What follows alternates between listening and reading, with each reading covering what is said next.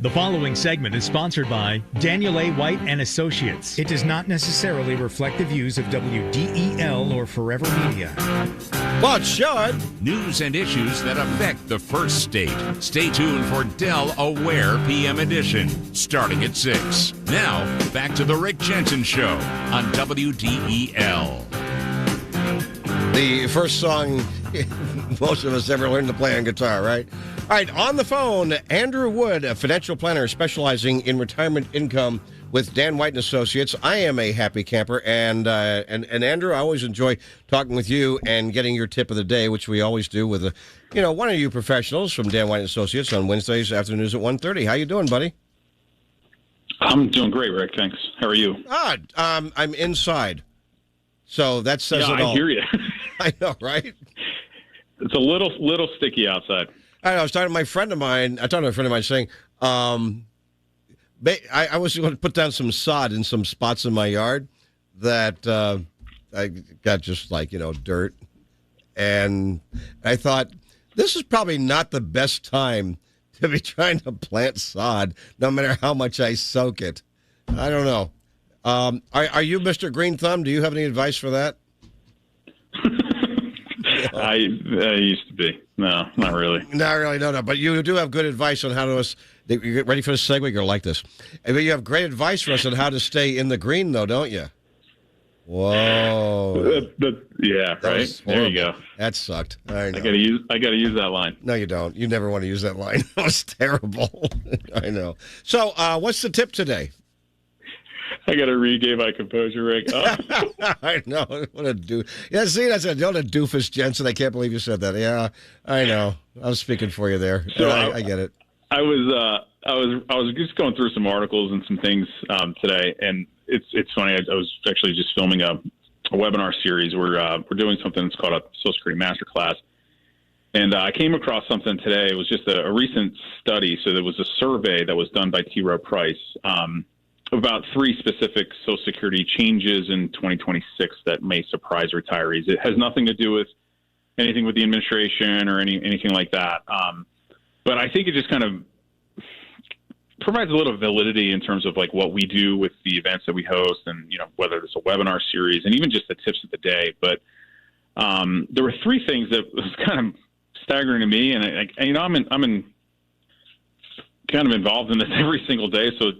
But it's still shocking to me to see some of these things and some of the responses. But Social Security is inflation adjusted, right? Yeah. In fact, okay. So there was about a 2.4% increase this year, I think, in payments, and yet people's Medicare Part B costs went up as well. But that went up about $10 or $20 a month. So whatever you're getting in Social Security, that should have covered that and given them more money as well. Is that about right? Should have. I mean, yeah. And a couple of years ago, it was 7 does not adjust with inflation. So obviously that's false. Huh. They're already giving projections for 2026. So for next year, it should be 2.7%. Which is right around what the average historically has been.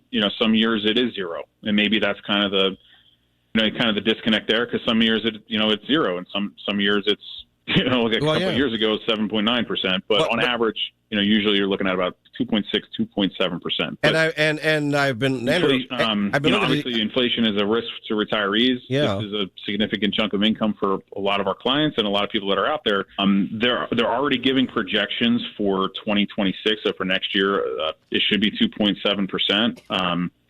Which is right around what the average historically has been. Some years it is 0, and maybe that's kind of the disconnect there, because some years it's 0, and some years it's a couple of years ago 7.9%, but on average, usually you're looking at about 2.6, 2.7%. Obviously inflation is a risk to retirees. Yeah. This is a significant chunk of income for a lot of our clients and a lot of people that are out there. It has been, some years it is 0, and maybe that's kind of the disconnect there, because some years it's 0, and some years it's a couple of years ago 7.9%, but on average, usually you're looking at about 2.6, 2.7%. Obviously inflation is a risk to retirees. Yeah. This is a significant chunk of income for a lot of our clients and a lot of people that are out there. and it is inflation adjusted. Which is nice. Actually, this is from Nationwide, but reports that 3/4, so 75% of adults incorrectly marked that the following statement was true, that workers pay Social Security taxes on all of their income. Now all of it? I will say that on all of it. Now, I will say that there should be an asterisk in that one because, well, for the majority of Americans, quite frankly, they do pay taxes on all of their I'm sorry, not on their Social Security income, on all of their income, on their wages. I see.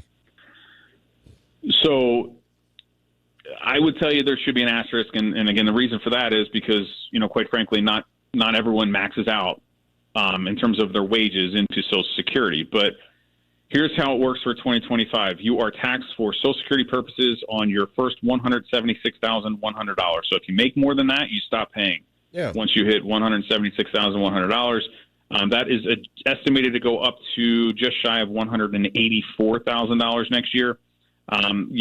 We've talked about this, but there have been rumors that they might continue to increase that, maybe take off the cap, or take off basically so it's unlimited. Yeah. They might have like a pause section, and then if your income hits above an extra threshold, then they might start tapping into that. But again, a majority of Americans, 75% of Americans, think that we pay Social Security taxes on all of their income. Well, all of their income. Most people don't make that number anymore. Yeah, if you don't make 176, that's fine. We talked about this before. What is the projection now for Social Security going broke, wherein people's benefits are going to be automatically cut like 30% or something like that? It's going to be closer to 20%, and depending on what study and who you're reading, but it's between 2033 and 2035. So they got to do something to fix that because nobody's getting reelected. I mean, really, no Democrats, no Republicans. Nobody's getting reelected if that really happens. Economically, it would be a disaster for our economy because people that money literally gets put right back into the economy.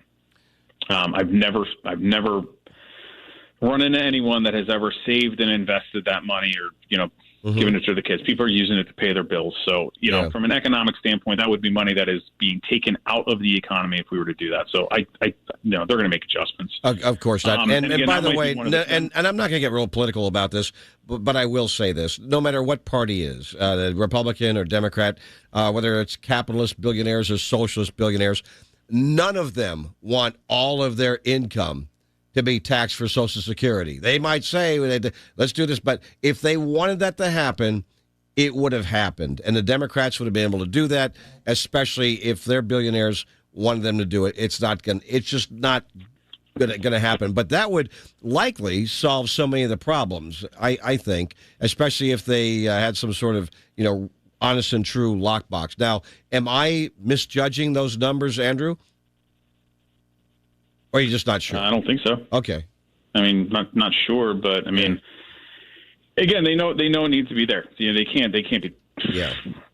Yeah. No. it's not feasible. The last thing it says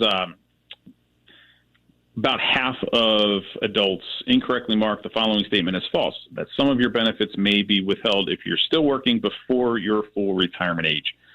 This is for the idea that. Yeah, so if you take your Social Security prior to your full retirement age, so listeners will either be 66 in a few months, or 67.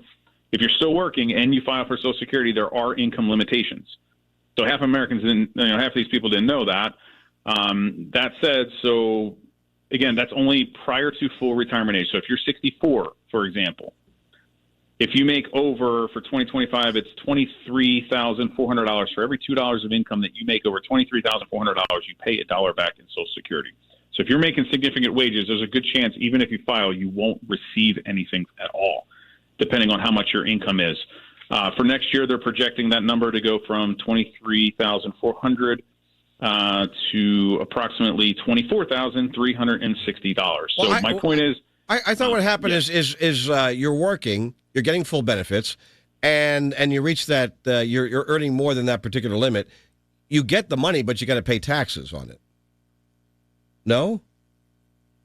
No. If you file for your benefits, prior to your full retirement age. So again, you're not yet 66 in a few months, or 67, and you're, for example, 64 years old. Yeah. If you're collecting Social Security, for every $2 of income that you make over $23,400, you pay $1 back.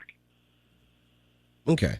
And if I mean, if you take the overall salary, it's a simple equation. You take whatever you're making. Yeah. Subtract out $23,400, divide that number by 2. That's how much you're going to be paying back. For a lot of people, if they're making significant income, they might not get anything at all. So I think a lot of people have the intention of working, taking Social Security because it's not going to be there or whatever, or they're going to die. They're worried about that. The idea would be work. I don't need it. I will save it. I will bank it. Right. If you're making enough money or too much money, you can't, because they're not going to send you a check. So the good news is you wait till you're 70 years old, for example, and then take 66 in a few months, or 67, or you can wait until 70. But any time once you reach your full retirement age or normal retirement age, which is, again, 66, 67 range, depending on when you were born, you can make as much as you want if you are still working, and you can collect Social Security. No benefit. There's no reduction. They don't withhold anything. You are 100% okay to make whatever you want. I have a friend who retired, and I don't know what happened with his employer, but they had employer benefits and stuff, and I don't know if he had his own insurance, but he didn't have a prescription plan. And the Social Security said, oh, well, you did this, did no prescription plan. Well, now we're going to penalize you. He has to pay an extra $10 or $20 every month for the prescription plan he bought to supplement Social Security, his Medicare Part B benefits. And he's so mad about that. And, you got it. It's a really good idea to, and I'd say this to everybody, not just to Andrew. You already know this, but to everybody listening, it's a really good idea to start a relationship, business relationship. Better make that clear, too. Start a business relationship with somebody who's an expert in the Medicare and benefits and things like that before you even retire, so that you don't make a mistake that's going to cost you more money than you ever really had to pay when it comes to some of those benefits. And I know that at Dan White & Associates, you have a couple of people there who are really, really great at that. So I want to throw that out there, too. Yeah, I mean, specifically, we have a Medicare specialist. We all kind of work with Social Security, that type of thing. We're doing these master classes, and, some of the things that you can obviously register for, go online or give our office a call. We'll get you the information. But, again, I just look at these surveys and I'm like, man, I really wish people knew what they were getting into. I know, right? 888-690-8820. Do this. 888-690-8820 and say, hi, is this Dan White & Associates? Yes, it is. I want to talk to one of your Medicare specialists. Oh, there you go. 888-690-8820. And just start the conversation, start learning. Because if you don't do that, it can cost you. Period. Absolutely. So we'd be happy to help. All right, man. So good stuff. And you're sitting there going, and I know your frustration because you do this for a living and you wonder how people don't notice. Well, people don't notice because we don't pay attention. And I appreciate Dan because I've been learning so much from you guys and from Dan, and I'm paying attention. I think I'm going to be okay. There you go. That's the ideal situation, right? I mean, and if you're not, what do we got to do to make sure you're okay? And that's part of the process. Yeah. Apparently, this whole idea of counting on the Powerball is not financial reality. I'm quite surprised about that. All right, Andrew. On Sunday mornings at 7 o'clock here on 101.7 FM, 1150 AM, WDEL, streaming to whatever device you like to use, is On the Money at 7 a.m. on Sundays with Dan White, and he'll have some great advice for you. Right, Andrew? Looking at summer interest rates is going to be the topic. Obviously, their interest rates are certainly in the news today and have been for a very long time, so I was going to be diving into that. Yeah, every president always wants lower interest rates because it spurs the economy. There's more house buying, more business investments, more car buying. But then you've got retired folks looking at their money market accounts saying, wait a second, I was getting 4.5% last year. Now I'm getting like 3%. or maybe a 4.19. I'm not saying Schwab, I'm just saying. And maybe 3% over your local WSFS or something like that. They don't want interest rates to go down because they're getting 3% to 4.19 or something like that off their money market accounts. So there's a dichotomy as well. I guess for the economy overall, it's a good thing if they're down, but for retirees, they want it to remain. I know you work with folks on that level to make sure they can get the interest rates they need to. I appreciate that.